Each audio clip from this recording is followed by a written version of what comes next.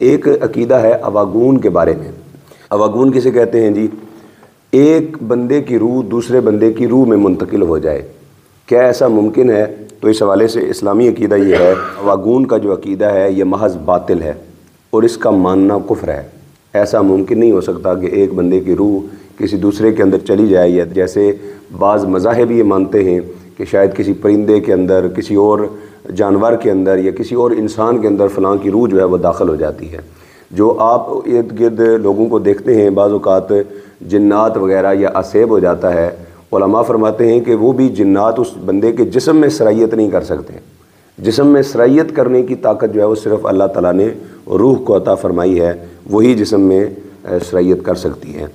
اگلا سوال یہ ہے کہ کیا قبر جو ہے یہ مردے کو دباتی ہے؟ تو اس کا جواب ہے کہ بالکل دباتی ہے۔ ام المؤمنین حضرت عائشہ صدیقہ رضی اللہ تعالیٰ عنہ نے جب حضور صلی اللہ علیہ وسلم سے یہ سنا کہ قبر دباتی ہے تو آپ پریشان ہو گئیں۔ ہم جب قبر کا، آخرت کا کوئی واقعہ، کوئی بات سنتے ہیں تو ہمارے قلب پر وہ کیفیت طاری نہیں ہوتی، اس لیے کہ ہمارا ایمان اتنا مضبوط نہیں ہے۔ ہم کمزور لوگ ہیں، کمزور ایمان والے ہیں، بعض اوقات بات سنتے ہیں اور صرف نظر کر جاتے ہیں۔ لیکن ام المؤمنین ہیں، انہوں نے جب سنا تو وہ پریشان ہو گئیں۔ حضور نے دیکھا کہ ان کے چہرے کا رنگ بدلا ہوا ہے۔ حضور نے فرمایا، اے عائشہ، اے حمیرہ، تم کیوں پریشان ہو؟ عرض کی، یا رسول اللہ صلی اللہ علیہ وسلم، جب سے آپ سے سنا ہے کہ قبر دباتی ہے تب سے میں پریشان ہوں۔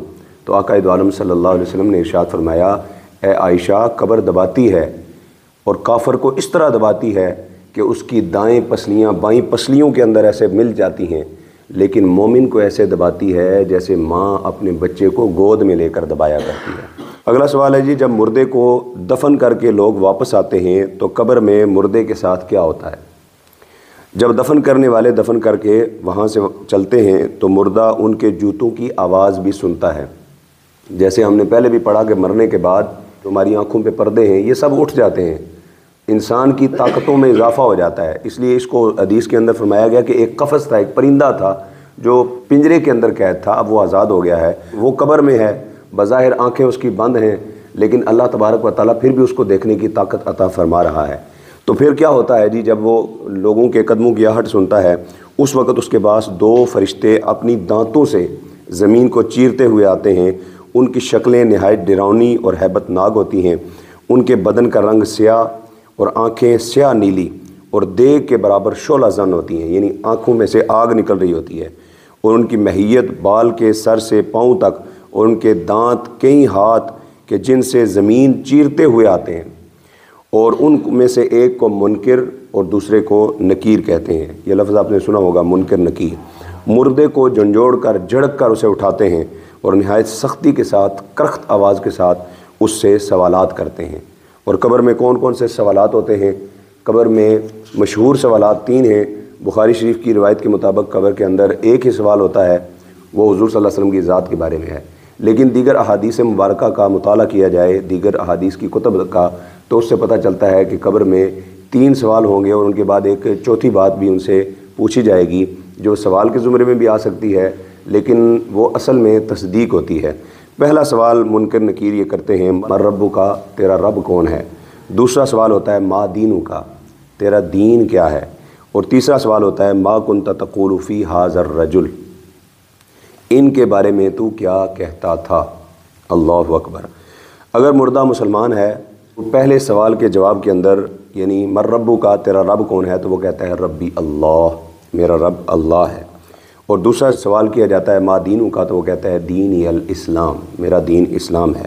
اور تیسرا سوال جو رسول اللہ صلی اللہ علیہ وسلم کے بارے میں پوچھا جاتا ہے، اس شخصیت کے بارے میں کیا کہا کرتا تھا، تو بندہ مومن کہے گا ہوا رسول اللہ صلی اللہ علیہ وسلم، یہ اللہ کے رسول ہیں، یہ خاتم النبیین ہیں، اعلیٰ حضرت عظیم المرتبت امام عشق و محبت الشاہ امام احمد رضا خان فاضل بریلوی رحمۃ اللہ تعالیٰ علیہ فرماتے ہیں، ہر بندہ مومن کی قبر کے اندر حضور تشریف لاتے ہیں، اور یہ تیسرا سوال حضور کی زیارت کروا کے پوچھا جاتا ہے، اور ما کنت تقول فی حق ھذا الرجل، او بندے بتا تو صحیح ذرا ان کے بارے میں کیا کہتا ہے۔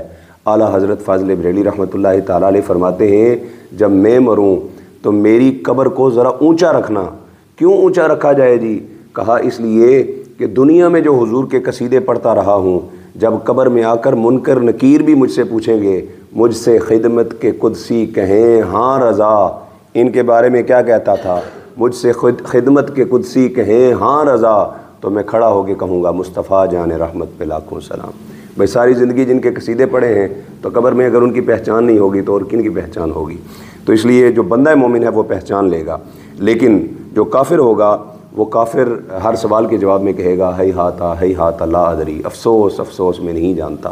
اللہ اکبر۔ معلوم ہوا دنیا میں نہ یہ سوالات رٹنے کی وجہ سے قبر میں سوالات کے جوابات آئیں گے، نہ دنیا میں حضور صلی اللہ علیہ وسلم کو دیکھ لینے سے آئیں گے، یہ حضور صلی اللہ علیہ وسلم کی ذات پر ایمان لانے سے آئیں گے، کیونکہ حضور صلی اللہ علیہ وسلم کو تو آنکھیں پھاڑ پھاڑ کے ابو جہل بھی دیکھتا رہا ہے، لیکن جب مرا ہے اس سے پوچھا گیا ہے ان کے بارے میں کیا کہا کرتا تھا، تو وہ کہتا ہے ہی ہاتھا لا ادری۔ حالانکہ حضور صلی اللہ علیہ وسلم کو اپنی آنکھوں سے دیکھتا تھا، لیکن ایک بندہ مومن 1400 سال کے بعد اس دنیا سے وصال کرتا ہے۔